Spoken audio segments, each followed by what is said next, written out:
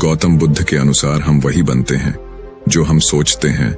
जिस तरह कोई व्यक्ति बुरी सोच के साथ बोलता या काम करता है तो उसे कष्ट ही मिलता है, वही यदि कोई व्यक्ति शुद्ध विचारों के साथ बोलता या काम करता है तो उसकी परछाई की तरह खुशी उसका साथ कभी नहीं छोड़ती है। वही गौतम बुद्ध की यह कहानी जो आज हम आपको बताने जा रहे हैं। इसे सुनने के बाद आप जीवन की सभी समस्याओं को चुटकियों में हल करने में सक्षम रहेंगे। दोस्तों, एक बार की बात है, महात्मा बुद्ध प्रवचन दे रहे थे। प्रवचन में आसपास के बहुत से लोग शामिल थे। सभी लोग ध्यान से बुद्ध को सुन रहे थे। कुछ देर में प्रवचन समाप्त हो गया। तब लोगों ने बुद्ध को प्रणाम किया और अपने अपने घर को चल पड़े। पर एक यह युवक वहां पर ही बैठा रह गया। बुद्ध की नजर उस युवक पर पड़ी तो वे पूछ बैठे, क्या बात है, बहुत परेशान में हो? युवक बुद्ध के पास गया और प्रणाम करके बोला, प्रभु, बहुत उलझन में हूं। जितना इस बारे में सोचता हूं उतना ही उलझ जाता हूं। बुद्ध ने कहा, कैसी उलझन में हो? युवक हाथ जोड़कर बोला, प्रभु, यह संसार कितना विशाल है। संसार में लाखों करोड़ों लोग निवास करते हैं, उनमें भी एक से बढ़कर एक विद्वान कलाकार, योद्धा। ऐसे में उन सबके बीच मुंह जैसे सामान्य प्राणी का क्या मूल्य है? युवक की बात सुनकर बुद्ध मुस्कुरा दिए। वे बोले, तुम्हारी प्रश्न का उत्तर मिल जाएगा, पर इसमें थोड़ा सा समय लगेगा। तब तक मेरा एक छोटा सा काम कर सकते हो? प्रभु, यह तो मेरे लिए गर्व का विषय है कि मैं आपके काम आ सकूं। युवक ने पुनः अपने हाथ जोड़ दिए और कहा, आप आदेश करें। प्रभु बुद्ध ने युवक को एक चमकीला पत्थर देते हुए कहा, तुम्हें इस पत्थर का मूल्य पता करना है, पर ध्यान रहे, इसे बेचना नहीं है, सिर्फ इसका मूल्य पता करना है। जैसी आज्ञा प्रभु। ऐसा कहते हुए युवक ने बुद्ध से वह पत्थर ले लिया। उसने एक बार फिर से उन्हें प्रणाम किया और बाजार की ओर चल पड़ा। बाजार वहां से ज्यादा दूर नहीं था। युवक थोड़ी देर में वहां पहुंच गया। वह सुबह का समय था, इसलिए बाजार अभी ठीक से लगा नहीं था। वहां पर एक दो दुकानदार ही थे। युवक ने इधर उधर नजर ई। उसे एक पेड़ के नीचे एक दुकानदार नजर आया। वह आम बेच रहा था। युवक उस दुकानदार के पास पहुंचा और उसे पत्थर दिखाते हुए बोला, क्या आप इस पत्थर की कीमत बता सकते हैं? दुकानदार एक चालाक व्यक्ति था। पत्थर की चमक देखकर वह समझ गया कि अवश्य ही यह कोई कीमती पत्थर है। वह बनावटी आवाज में बोला, देखने में तो कुछ खास नहीं लगता, पर मैं इसके बदले 10 आम दे सकता हूं। दुकानदार की बात सुनकर युवक को हल्का सा क्रोध आ गया। वह मन ही मन बुदायर समझता है, इतना सुंदर पत्थर और इसका मूल्य सिर्फ 10 आम। अवश्य ही यह झूठ बोल रहा है। युवक को चुप देखकर दुकानदार, क्या कहते हो, निकालूं आम? युवक ने दुकानदार को कोई जवाब नहीं दिया। वह चुपचाप आगे चला गया। सामने एक सब्जी वाला अपनी दुकान सजा रहा था। युवक उसके पास पहुंचा और उसे पत्थर दिखाते हुए उसका मूल्य पूछा।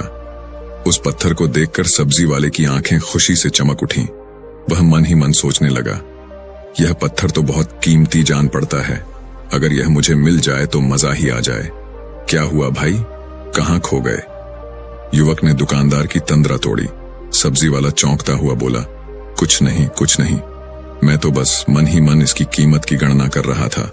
वैसे मैं इस पत्थर के बदले एक बोरी आलू दे सकता हूं। सब्जी वाले के चेहरे की कुटिलता देखकर युवक समझ गया कि यह दुकानदार भी मुझे मूर्ख बना रहा है। मुझे किसी और से इसका मूल्य पता करना चाहिए।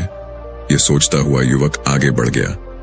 सब्जी वाले दुकानदार ने युवक को पीछे से आवाज लगाई, क्या हुआ भाई, अगर आपको यह मूल्य कम लग रहा है तो बताएं तो सही, मैं इसे बढ़ा दूंगा। पर युवक ने उसकी बात पर ध्यान नहीं दिया। वह अब इधर उधर किसी ऐसे व्यक्ति को खोजने लगा जो जानकार हो और उस पत्थर की सही मूल्य बता सके। युवक को लग रहा था कि अवश्य ही यह कोई कीमती पत्थर है, शायद कोई जौहरी इसका सही मूल्य पता होगा। यह सोचता हुआ युवक एक जौहरी की दुकान पर पहुंचा। जौहरी अपनी दुकान को अभी खोल ही रहा था। उसने युवक को अपनी दुकान की ओर आते हुए दूर से देख लिया था। साथ ही उसने युवक का हुलिया देखकर यह भी भांप लिया था कि यह कोई गरीब व्यक्ति है जो संभवत कोई गहना बेचने आया होगा। जौहरी ने हाथ जोड़कर युवक को नमस्कार किया और मुस्कुराकर पूछा, बताएं महोदय, मैं आपकी क्या सेवा कर सकता हूं? युवक ने बुद्ध का दिया पत्थर अपनी हथेली पर रख दिया और बोला, इसका मूल्य पता करना था। पत्थर को देखते ही जौहरी उसे पहचान गया कि यह बेशकीमती रूबी पत्थर है। जो किस्मत वाले को मिलता है। वह बोला, पत्थर मुझे दे दो और मुझसे 1 लाख रुपए ले लो। कहते हुए जौहरी ने पत्थर लेने के लिए अपना दाहिना हाथ बढ़ाया, पर तब तक युवक ने पत्थर को अपनी मुट्ठी में बंद कर लिया था। उसे पत्थर के मूल्य का अंदाजा हो गया था, इसलिए वह बुद्ध के पास जाने के लिए मुड़ गया। जौहरी ने उसे पीछे से आवाज लगाई, अरे रुको तो भाई, मैं इसके 50 लाख दे सकता हूं। लेकिन युवक को वह पत्थर बेचना तो था नहीं, इसलिए वह रुका नहीं और दुकान के बाहर आ गया। पर जौहरी भी कम चालाक नहीं था।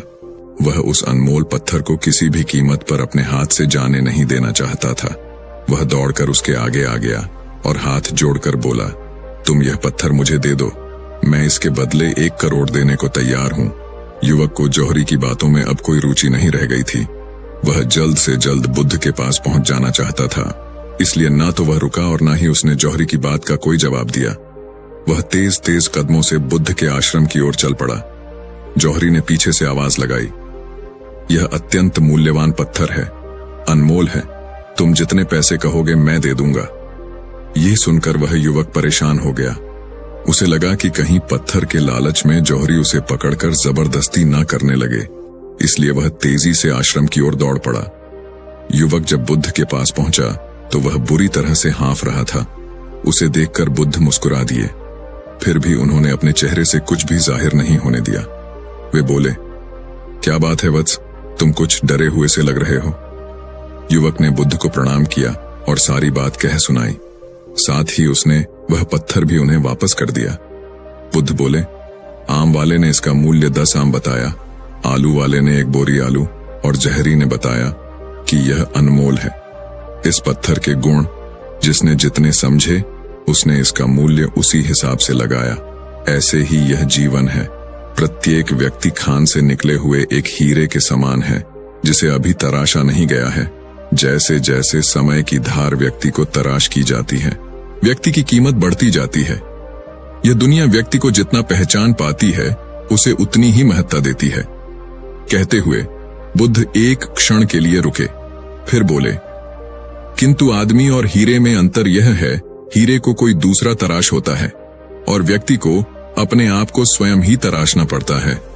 और जिस दिन तुम अपने आप को तराश लोगे, तुम्हें भी तुम्हारा मूल्य बताने वाला कोई ना कोई जौहरी मिल ही जाएगा। गौतम बुद्ध उस लड़के को यह सिख देना चाहते थे कि जो इंसान अपने मन में खुद के बारे में विचार करता है, वह व्यक्ति उसी के समान बनता जाता है। किसी इंसान को अगर दुनिया की किसी भी चीज से सच्चे मन से लगाव हो, तो वह इंसान उस चीज को प्राप्त कर लेता है। वही जो इंसान अपनी मन छाई चीज को प्राप्त करने में असमर्थ है, उस इंसान ने अपने मन में सच्चे भाव से उस चीज को चाहा नहीं होता है। वही दोस्तों, गौतम बुद्ध की इस प्रेरणादायक कहानी को आप अपने मित्रों के साथ शेयर जरूर कीजिए, ताकि उन्हें भी गौतम बुद्ध के असल ज्ञान के बारे में पता चल सके। और कमेंट बॉक्स में नमो बुद्धाय लिखना ना भूले। धन्यवाद।